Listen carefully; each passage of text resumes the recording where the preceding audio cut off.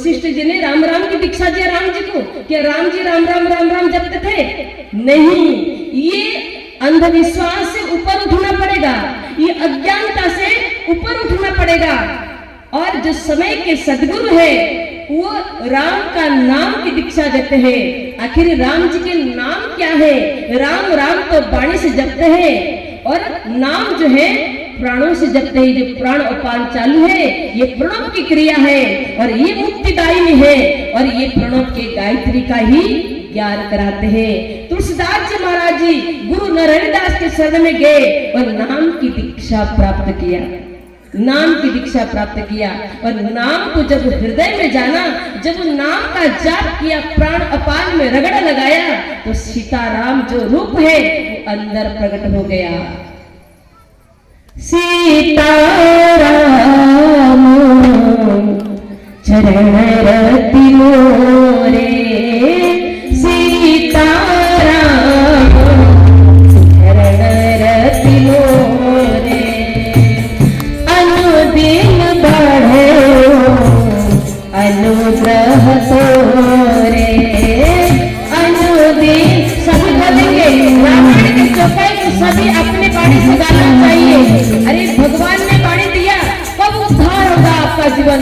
भगवान की महिमा गाना नहीं चाहते हो सत्संग में आकर के, कम से कम रामचरितमानस ये सनातन ग्रंथ है, अविनाशी ग्रंथ है, ये आनंद का स्रोत भंडार है। और हर मानव को भारतीय होने के नाते, सनातनी होने के नाते हर मनुष्य को रोज सुबह उठ करके 4 चौपाई जरूर गाना चाहिए। सीताराम चरण रति मोरे, सीताराम चरण रति मोरे, अनुदिन बढ़े अनुग्रह तोरे, अनुदिन अनुग्रह तोरे, जही विधि ना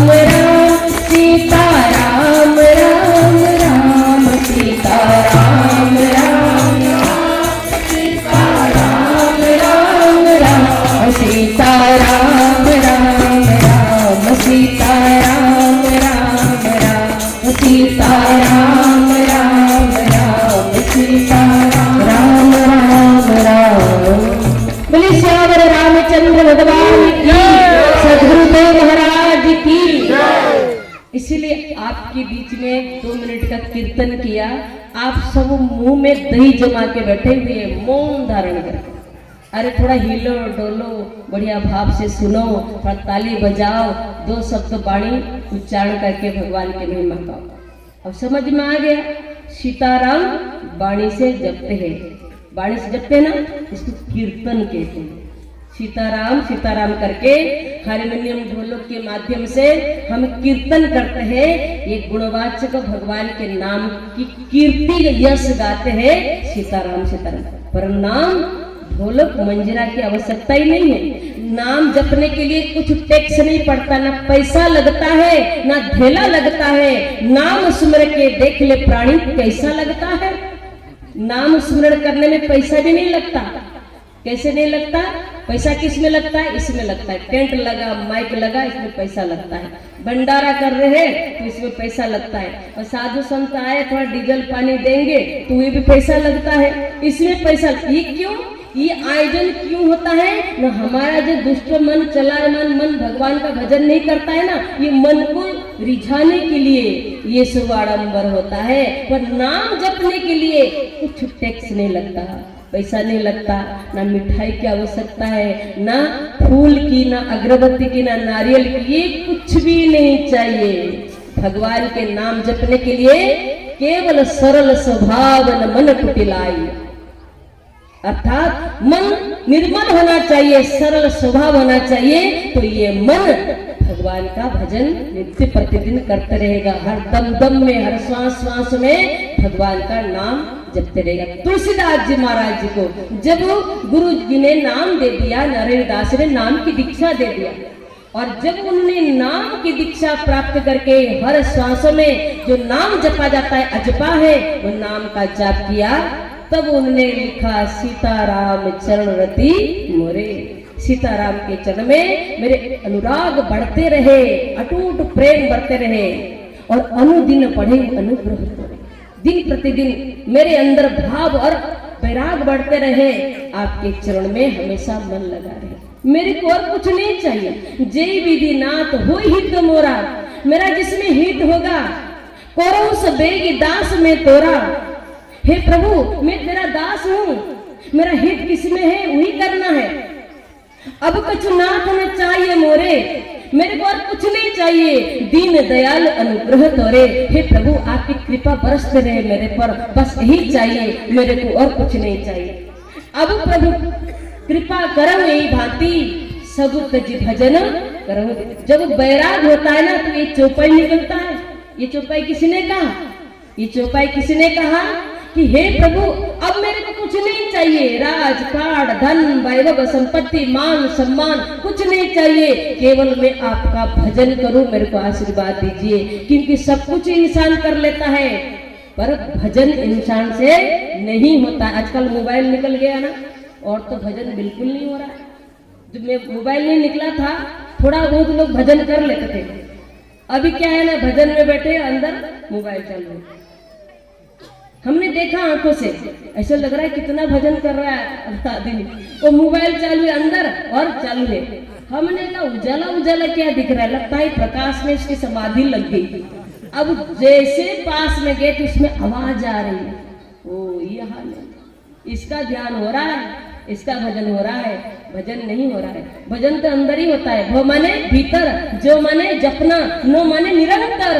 भजन तो मानव के प्राण प्राण में हो रहा है, अंदर गुप्त रूप में। ये गुप्त मंत्र है जिसके लिए तुलसीदास जी महाराज जी ने नरहरि दास गुरु के शरण में जाके ज्ञान को गुप्त मंत्र जाना और नाम की दीक्षा प्राप्त किया। राम राम तो बोलते थे, पर नाम की दीक्षा प्राप्त किया, और राम वाणी से जपे और नाम श्वास में, प्राणों प्राणों में जपे। वो अव्यक्त अक्षर ब्रह्म इत्युक्तस्तमं परमं गति वाणी से व्यक्त किया नहीं जाता है, जिसके लिए तुलसीदास जी महाराज जी ने जब अनुभव कर लिया, तब वो रामचरितमानस बाल कांड में नाम की महिमा लिखते हैं। बंदौ राम नाम रघुबर हे तु कृष्ण भानु हिम विधि हरिहर माया वेद प्राण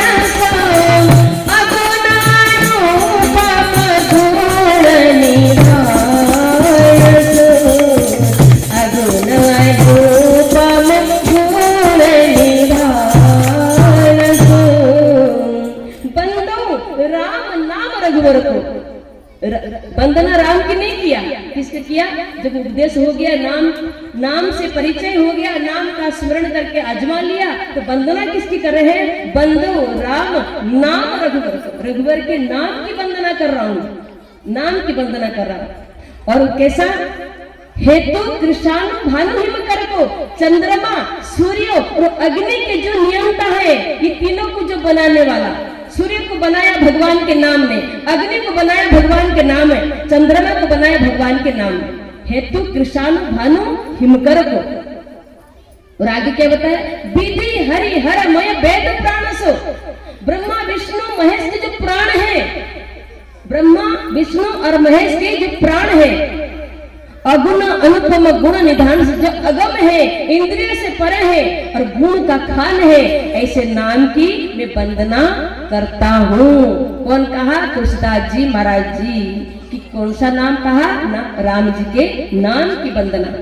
ब्रह्मा विष्णु महेश के प्राण, जैसे हम शिव जी के आरती में गाते हैं ना, ब्रह्मा विष्णु सदा शिव जानत है अविवेका, गाते कि नहीं? शिव जी के मंदिर में गाते ना आरती के समय में, ब्रह्मा विष्णु सदा शिव जानत है अविवेका, और प्रणव अक्षर के मध्य ये तीनों एका। अर्थात वो प्रणव में तीनों समाये हुए हैं, प्राण में तीनों समाये हुए हैं, भगवान के नाम में ब्रह्मा विष्णु महेश तीनों समाये हुए हैं। वो नाम आपके प्राण में गूंज रहा है, शब्द के रूप में निरंतर चल रहा है। और वो नाम का जाप भगवान शिव जी ने किया। और क्या कहा? महामंत्र जय जपत महेशु, काशी मुक्ति उपदेशु, महिमा जासु जान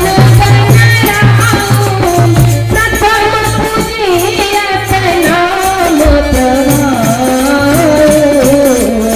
जान आदि कवि नाम प्रताप, भय शुभ करी उमटा जाबो, सहस नाम सम सुनी शिवानी, जपि जेहि पिया संग भवानी, हर से हेतु हरि हरहि को, भूषण दियो भूषण दियो, नाम प्रभु जान शिवनी को, काल कोट फल दीन अमीक, बरसा ऋतु रघुपति भगति, तुलसी साल सुदास, राम नाम बरन युग, सावन भादव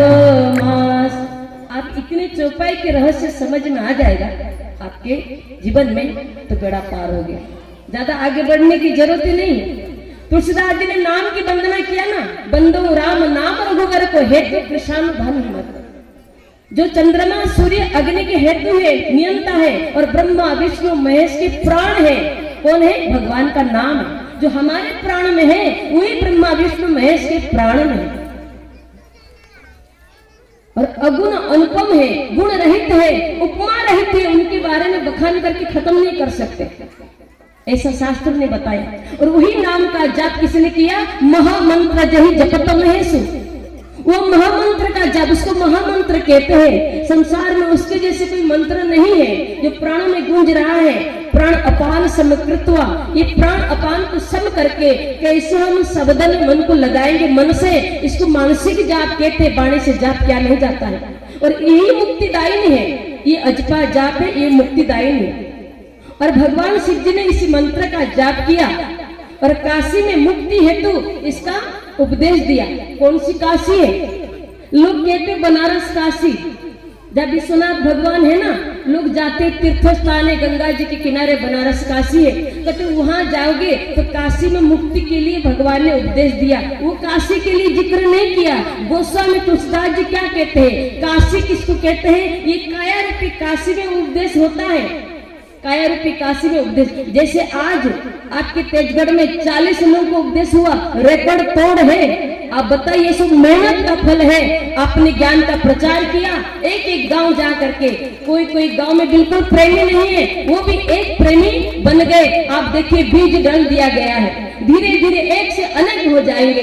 एक मक्का का बीज बोते हैं और एक पेड़ उगता है, उसमें 3 भुट्टे लग जाते हैं, और एक मक्का में कितने बीज पैदा हो जाते हैं? 3 भुट्टे में। तो गिनती कर लो, एक मक्का का बीज बोया था, 3 भुट्टे लग गए, और एक भुट्टे में कितने बीज गिन के आप देखा आपने कि एक भुट्टे में कितने बीज है? 3 भुट्टे में हिसाब लगा लो कितने बीज है। ऐसे ही किसी गांव में एक जिज्ञासु आके उपदेश ले लिया, तो कितने असंख्य को जगा देगा। इसी तेजगढ़ में सर्वप्रथम कोई अकेला उपदेश लिया होगा, कोई प्रेमी, उसने पूरी इतनी जगा दिया, कितने कम से कम 80-85 हो गए होंगे, और कितने में तो हम तो गिनती नहीं किया, इतने प्रेमी हो गए। और इर्द गिर्द गांव के लोग भी आकर के ये सब प्रचार मेहनत का फल है। गुरु महाराज जी कहते हैं, जो इसी प्रकार मेरे ज्ञान का प्रचार करता है, फिर वो मेरे को अत्यंत प्रिय बन जाता है। जो सदगुरु जिस पर प्रसन्न हो जाते हैं, फिर दर दर मुक्ति के लिए भटकने की आवश्यकता ही नहीं है। तो गुरु दरबार में मान, सम्मान, इज्जत, कीर्ति, यश, मुक्ति, भक्ति, मोक्ष सब कुछ मिल जाता है गुरु दरबार में। इसीलिए ऐसे गुरु दरबार में जो आकर के ज्ञान प्राप्त करके खुद ही जपता है, दूसरों को भी जपाता है, और सत्संग करवाता है, दूसरों को बुलाता है, इससे बढ़कर कोई परमार्थ दुनिया में है ही नहीं। दूसरों को ज्ञान के मार्ग पर लगाना सबसे बड़ा परमार्थ है। कुत्ते को रोटी डाल देना, भिखारी को एक जोड़ी कपड़ा दे देना, और किसको भंडारा दे देना, ये कोई परमार्थ नहीं है।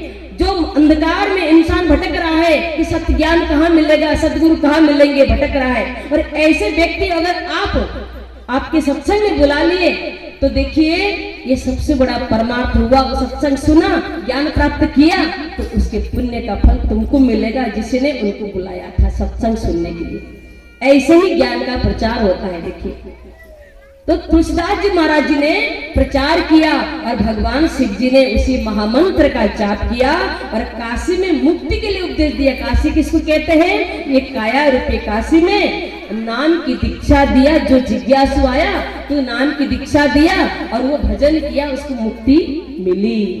ये काया की काशी के लिए बताया, अर्थात काशी मुक्ति हेतु उपदेशो, अर्थात ये काया रूपी काशी में जीव मानव जब उपदेश प्राप्त कर लेता है, और वही शंकर भजन का स्मरण करता है, जो शंकर जी राम नाम का जाप करते हैं, हम भी उसी नाम की दीक्षा सदगुरु से प्राप्त कर जाप करेंगे, तो शंकर जी कह रहे हैं अवश्य वो मुक्ति प्राप्त करेगा ही करेगा। काशी मुक्ति हेतु उपदेश। उपदेश किसे लिया जाता है? ये शरीर की काशी में मुक्ति के लिए लिया जाता है। तो शंकर जी जिसे महामंत्र का जाप किया, मंत्र का अर्थ क्या है? जो मन को नियंत्रित करता है वो मंत्र है। और जो वाणी से जपते हैं, अन्य कर्मकांड करते हैं, मन को नियंत्रण नहीं, मन और भटकता रहता है, और भटकता चलायमान हो जाता है।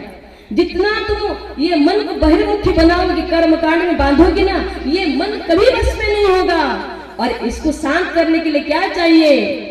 तो भगवान के नाम जपना चाहिए। मन अंदर है, नाम भी सूक्ष्म है, अंदर है, इसीलिए मन से वो नाम के शब्द को पकड़ना है। तो मन में स्वतः ही मन भस्म हो जाता है, और मन जिताती जग जीता। श्री कृष्ण कहते हैं मन एवं मनुष्यणम कारणम बंध मोक्ष।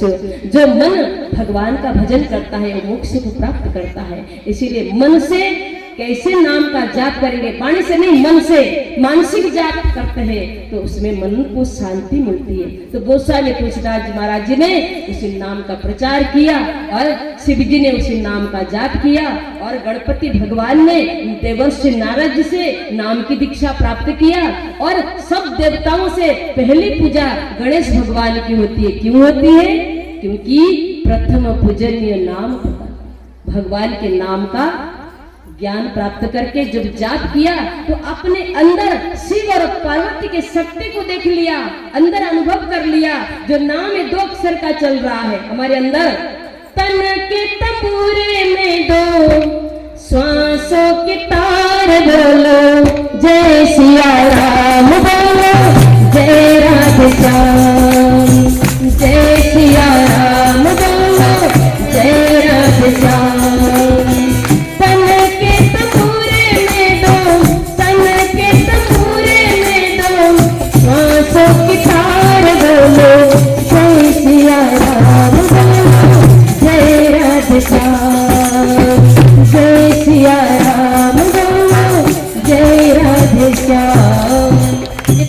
भी तनपुरा बनाया।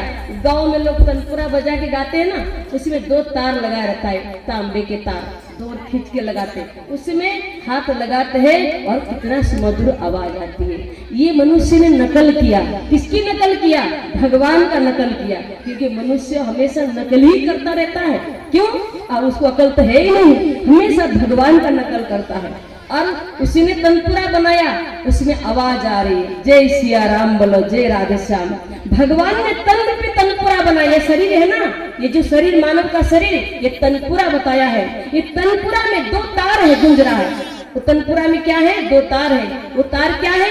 ये प्राण अपान चल रहे, एक में सिया और एक में क्या? राम। एक में गौरी, एक में शंकर, एक में लक्ष्मी, एक में नारायण, एक में राधा, एक में कृष्ण। प्राण राधा है, कृष्ण अपान क्रिया है। ये इसी रूप में सभी के अंदर सीताराम, गौरी, शंकर, राधे, कृष्ण ये रम रहे आत्मा राम हमारे मन मंदिर में। ये मन प्लस अंदर, मन मंदिर में क्यों नहीं जा रहा है मानव? बाहर के मंदिर में जा जाके बूढ़े हो जाओगे, संसार से चल बसोगे, फिर भी राम का अनुभव नहीं होगा। राम तो तुम्हारी घट में है। इसलिए राम राम सब कोई कहे, देह धरि राम न होई रे, एक रमैया रम रम सब में, 10 दिशा में सोई रे। जो सब में 10 दिशा में राम रम रहे हैं, वही रमण करने की शक्ति आपके प्राणों में है। इसलिए श्वास को चला रहे और छोड़ रहे चल। हम लोग जीवित आराम, राम मेरा स्मरण करे, मैं पीऊं विश्राम। मुल्कदास ने क्या किया? एक बार की बात है, मुल्कदास जी बहुत बड़े थे, पैसा वाले थे। तीर्थ में गए तो एक धर्मशाला बुकिंग कर लिया।